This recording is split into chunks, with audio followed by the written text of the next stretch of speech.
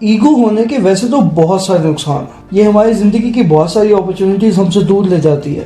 ہم اپنی بہت ساری انرجی ایگو کو مینٹین کرنے میں خرچ کر بیٹھتے ہیں. ہمارے بہت سارے اچھے رشتے ہماری ایگو کی وجہ سے ہم سے دور ہو جاتے ہیں.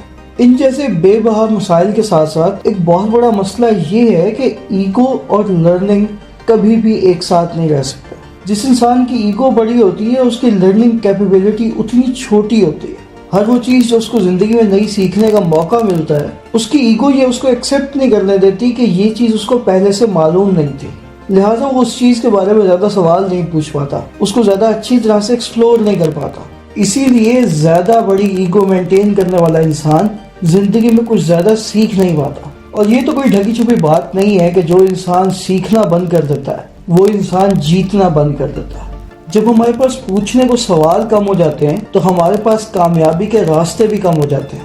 جب ہم کسی سے کوئی سوال پوچھنے کو اپنی حد تک سمجھتے ہیں تو آہستہ آہستہ ہم معاشرے میں اپنی عزت کھونے لگتے ہیں.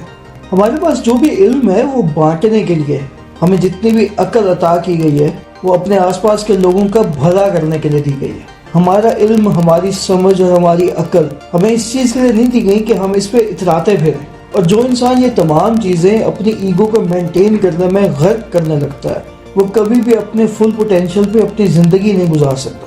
نہ جانے کتنے ہی لوگ اس بے بنیاد گمان میں اپنی زندگی ضائع کر گئے کہ ان کو کسی سے کچھ پوچھنے کی ضرورت نہیں ہے.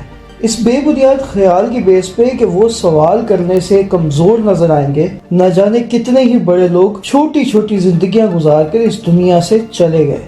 ہمیشہ یاد رکھیں کہ اپنی زندگی میں لرننگ ایکسپیرینسز کو ہمیشہ بہت امپورٹنس دیں.